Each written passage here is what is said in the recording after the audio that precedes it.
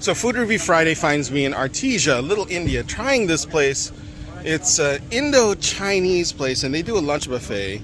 It's called Nanking Indo-Chinese restaurant. This one's going to be in a little bit of a different order. I've actually just finished, quote unquote, eating lunch. Lunch buffet is $20 for lunch per person, and it's going to be an interesting thing. You're going to see a video of the buffet. You're not going to see me a video of me eating because I usually need food to eat. So anyway, we'll talk about that video. It's a buffet. It's self-service, $20. Comes with naan on the side, and yeah, you'll see. Cheers.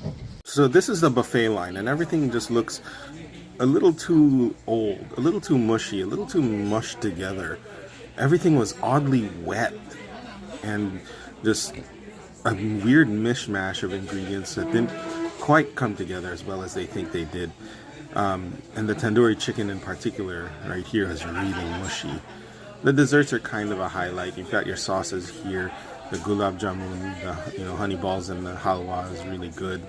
Salads right here was not particularly great, and the mango souffle here is pretty good, but it's ugh. So let's talk about Nanking Indochina. Look, $20 for lunch, and you saw that buffet lineup. I couldn't tell the difference between that and leftovers in a fridge. Okay, it's not something you want to pay $20 for. Things are spicy, things are mushy, texture is an afterthought at this place, and the service was decent, but being blunt, I'm not paying $20 plus tax and tip for that sort of thing.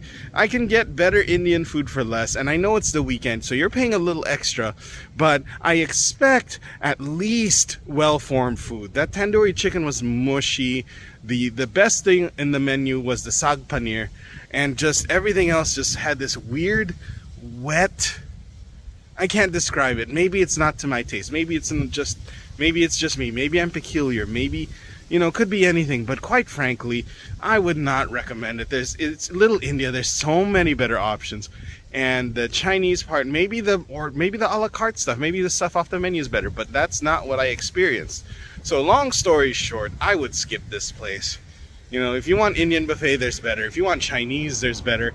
You can't mix the two by just adding chow mein and fried rice and calling it a day. So Nanking, that's not food. I would head somewhere else. Cheers, guys.